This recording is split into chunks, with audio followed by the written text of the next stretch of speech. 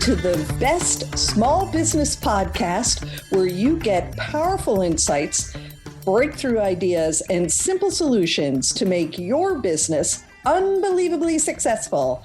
I'm BJ Flagg. And I'm Rich G. How are you today, BJ? You know what? I'm in a great mood today. It's election day, bud. Yes. That's right. Election day. Have you voted? I have voted. Yes, I have. Excellent. So have I. Did you choose to vote in person or in the mail? Actually in the mail, but my town hall has a box right in front. So you bypass the mail. You just go right to town hall. Unbelievable. So, and then they had a big bonfire next to it. So it was kind of nice. It was very good. Well, I wanted to go get my sticker, so I went in person. There you go. Excellent. Well, if you elect to stay with this podcast. Yes, this is episode 163. May the Salesforce be with you. Salesforce. Yes, Luke, I am your father. Anakin, I have the high ground. Here's my favorite. You ready for it? Yes. Obi-Wan Kenobi, you are our only hope. I know. I couldn't do that one. No, I couldn't do that one. I had to do that one. Yeah, I could do the Darth Vader voice. That's about it. I like that. So, that made me happy. So who hates sales? Who hates sales? And who hates sales during a pandemic? It's so much fun. Oh my gosh. Oh.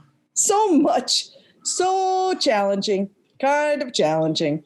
So today we're going to be talking all about how to work with your Salesforce to make it more effective and efficient during these troubled times. And we have a great first tip. Rich, lead us off. I want you to create a sales culture that's more about the quota. A lot of people lock something in place and they just expect it to just keep running. And sometimes during times like these, you need to make it more than just quota. You have to maybe go out of your way to facilitate customer feedback from your team. Yeah. Have them listen to the customers, but encourage it, because your sales team will tell you what the customers are saying, and you need to hear that. Yeah. And really, this is definitely the time to give them easy ways to protect your product and services non-negotiables. A lot of them will feel desperate, like they got to close a sale and they make a split-second decision that is not appropriate.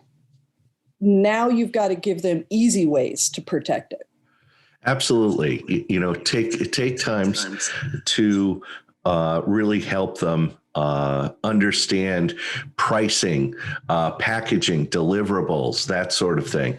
That, give them leeway on some things, open it up a little bit, but show them here are the areas you just can't go. And also fire them up to help create and share best practices and scalable processes with each other.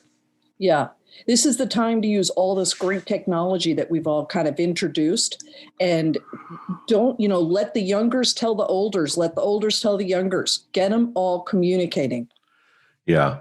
And encourage them to raise up fellow salespeople. That's so important. So what's tip 2? Make sure they understand the entire process, the whole process. Ensure that they instinctively understand the whole is greater than the sum of the parts. A lot of times we'll see sales team and they'll say, no, I don't really know what happens after I do the sale. Yeah. And that's dangerous. Yeah. Walk them through the entire process. It's good. Maybe share a deck with the Salesforce so they know all the key players, the process of the business after the sales, and have them meet with all the heads of the divisions so they can hear firsthand the new innovations that have come out of COVID and what new sales directions they could follow. So it's important. It's imperative to get them integrated into the entire process. Exactly. And you know what? Have them then do a presentation on sales to the division heads after this process to see if they actually heard what you wanted them to hear. It's awesome. You can really really hear the innovation starting to happen right off. It's so important. Well, tip 3 is you might need to alter your comp model. I know this is heresy, but you might need to alter your comp model, your salary or bonus heavy compensation. Really understand it. You might need to be flexible on this.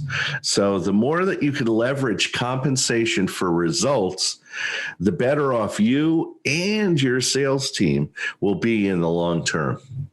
Yeah.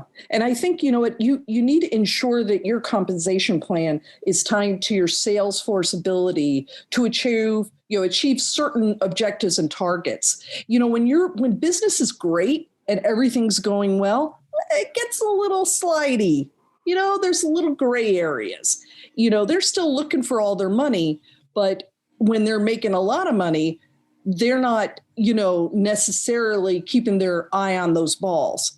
So that's really your job. You've got to really make sure that they know those specifics.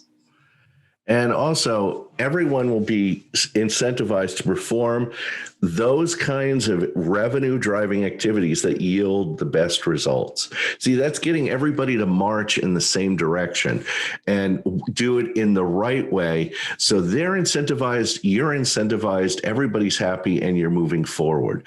But again, you might need to alter your comp model. Yeah. And, it's not forever, not forever. So look at this as something where, you can put some things into place and see if it works, right? Tip number 4, you need to get rid of the dead weight, the unperformers and the Debbie Downers. Your team has got to be as strong as it possibly can right now. They have challenges and they have got to be great people.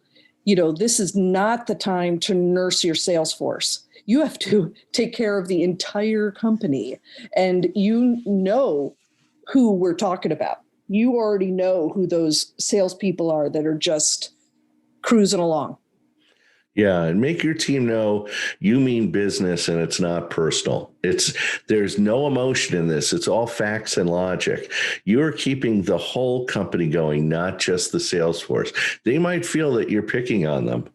They might feel that they're being singled out, but they're really not. You need to show them that these changes, these modifications, these flexibilities are going to help the entire company.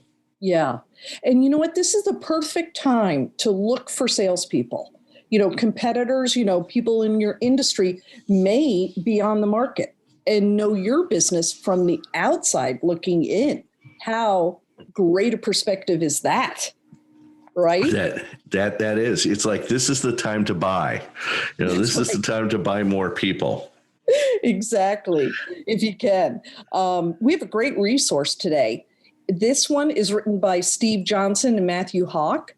It's Next Level Sales Coaching, How to Build a Sales Force That Stays, Sells, and Succeeds. We were very happy that Steve and Matt wrote this book for us. Yeah, I know. Steve and Matt have created the most, here's some adjectives, comprehensive, actionable, step-by-step guide for successful sales management. I'll be honest, I've seen the last 25 years as a corporate training and development professional.